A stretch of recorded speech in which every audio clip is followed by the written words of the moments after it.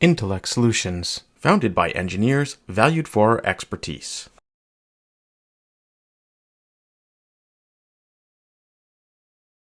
So I have a question for you guys. In a world where you probably grew up with, I can hear what you're saying. You worked with TDM, and you probably started working on IP and H.223 when it was first considered new.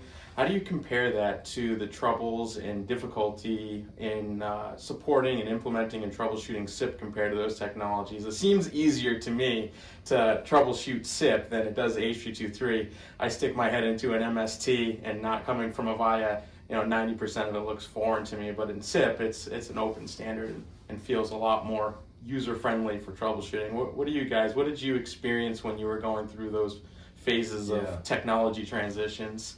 I give you my 2 cents on it. I'll let you go first, and I'll go second after. Sounds good. You're right. So when we first started working on H.223, it was, my personal experience was like when they were first adding IP phones to phone systems, right? So it was like, there was a day we didn't have IP phones on the phone system, and then the next year we had IP phones. So it was like they didn't exist. And the first time they came out, it was, SIP wasn't the protocol that Avaya chose, and I don't think it was ready at the time. So H.223, it worked really, really well. And it was one of those, it was a proprietary protocol, but it was, I'd say the H.223 stuff was almost easier to troubleshoot, because you get to a point where there was almost from my perspective, there's only so many ways it could work for the application that Avaya was using it in. When the user registrations, registering the remote survivables, they would also kind of register as like a IP phone in a sense with a RAS keep alive. So you can kind of see that same mechanism kicking in. Decode it, you can kind of see all your data like in an MST versus a packet capture, and all that kind of stuff was there. I think from my standpoint, it kind of became clear that like when the path was SIP, it seemed like the H.223 stuff kind of just hit a wall in terms of like development, how far they were going to take it. So it was like what we had to do with the H.223 was only so deep, and it was repetitive, right? And then when SIP came out, I'd say SIP was a little more complicated because everybody had their own interpretation of the standard. Just because there's a standard doesn't mean everybody follows it the same way. They might follow their interpretation of the standard, or they might think that certain aspects of the standard are more important than other ones, right? And the problem is they write that into code, right? They write that into how keep alives work and how integrations work. And we were the ones left being like, well, we've got this Avaya phone system with this Avaya SIP server, somebody's session border controller, and a document that says it should work with Verizon SIP trunking in 2009. Let's go, let's figure out what will happen. And it turns out when you get into the weeds of it, it's like, well, it works, but don't forward a call. Or if you do forward a call, don't expect it to have this calling party number. And it's like, well, why? We can do that on an ISDN PRI. And it just, the technology wasn't there yet. They hadn't integrated it yet. And so I think now, the SIP stuff is a lot easier, just in terms of like the procedural stuff, that one foot in front of the other. There's a lot more tools. Like you can pull down, an MST trace and decode it with tools, or Avaya has some really neat tools with their trace SM and stuff where you can get like you're working out of a 2-dimensional terminal window where you technically don't have a mouse, right? But you can get somewhat of a visual ladder diagram with a menu. You can navigate up and down, press enter, pull up more details about that packet.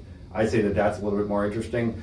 But it still runs into the same challenges. I think you guys have seen this too. It's like Avaya has their implementation of SIP, and they've even put in some proprietary headers that only really matter to the stuff internally, right? And sometimes those proprietary headers can get in the way when we send those calls off net. But with SIP, as you know, unless you get a really tight configuration on an SBC, some of that internal traffic in those headers, they're going to make it outside, right? And most of the time, we just hope that they don't, break the calls or do anything else with that. But every now and then, we do kind of dive in a little bit and, pull those headers out going out, but put them back coming in. And so, if anything, I think SIP is more complicated, right? There's a lot more options and a lot more options to integrate. But with that, we add in that complication. But the good thing for us is that I think that's kind of where we come in. We've seen this stuff. We saw it from before there was SIP trunking, before there was a single SIP station, right? And our team, a lot of our engineers were there for that first integration, that first turn up, the subsequent upgrades, the subsequent migrations, then how many releases of SIP phone firmware. We've been through all this stuff. So we've evolved with Avaya to see it now. And like also the growth of these tools too. We didn't always used to have all these tools. We used to have to do packet captures and things like that. So I think that for me personally, like H.323 was a little easier to work and understand from a protocol level, just because there was only so much we did with it at Avaya, right? SIP is very easy to understand, I think, from it, once you get into it a little bit, understand the flow of how things work. But it's very extensible, but it can be a lot more complicated because there's a lot more options to it and just different implementations of the standard. Awesome. Thanks for that explanation. Yep. I would agree. I think I don't want to just kind of leave it at I agree, but That's okay. I think that's one of the things, and we're going to continue to see this along the industry, right? Yeah. Is I think it's so important, and we're seeing this with AI and with cloud and all of this is becoming familiar with the standard as these standards continue to grow. We saw it from the old TDM days out to the H323, and obviously there were definitely like standardized protocols that Avaya kind of keyed in on, the H248, the H323.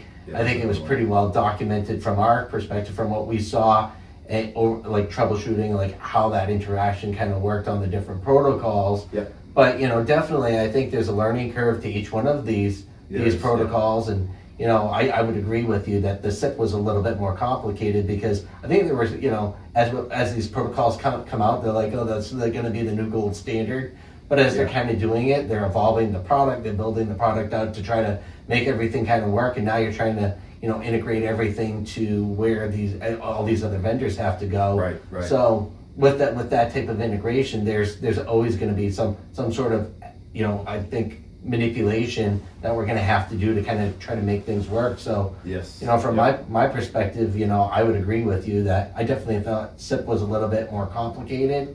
Mm-hmm. And I think just one of the things that makes it a little bit more complicated too is you're integrating a lot more, instead of passing things out to an ISDN or things like that, which were a lot more standardized at the time, to pass them off to a third party, and you ended up with more of a collaboration when we would have to troubleshoot when we do these circuit, I agree too. It's more like you mentioned ISDN. Like, I mean, even that, I wasn't around for that, but in the 90s, but like when the first PRIs came out to get integrated into a phone system, there was at some point somebody had to take that Q931 and put that into the code base, so Avaya's product could talk to, or Lucen's product at the time, AT&T's, could talk to a carrier running an ISDN circuit, right? Yep. Sending a setup message, connect, acknowledge. That was new.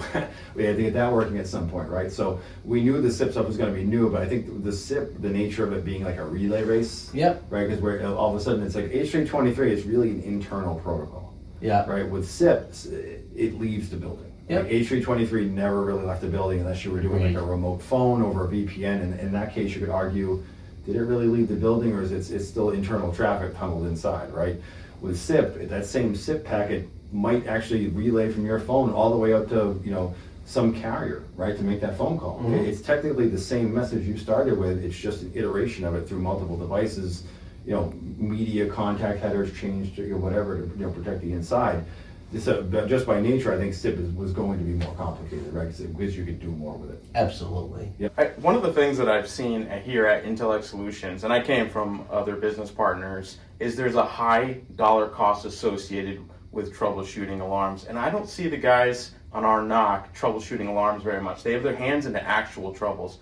What is it that you've built that allows them to focus on just troubles instead of wasting their time on alarm tickets? Yeah, I think that's an excellent question. So really, I think, this comes back to when me and you were RFEs out in the field. We went in and we worked on all of these complex issues back in the day. So I think we really understood like what was required in order to facilitate the remediation of a lot of these issues that were coming up. Mm-hmm. So from my perspective, coming in over to intlx Solutions, we understood that we had to build a foundation for the NOC as far as the supportability and the tools. So really, we put in our zero trust network infrastructure to be able to facilitate end-to-end continuity. That was like the first step.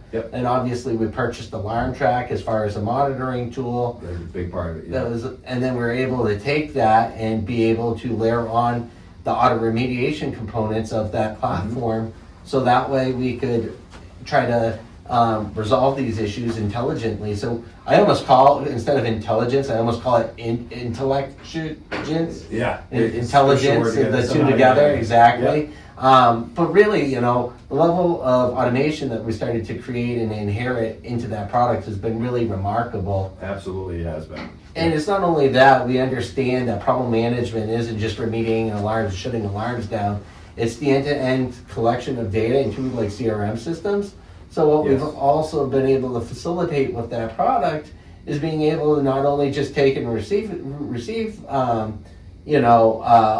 but be able to actually log in intelligently and run commands. And I think what allows really is special about the tool is we are able to lower the TTR, time to resolution, by collecting all of that data and pushing it all of that output into a centralized ticket.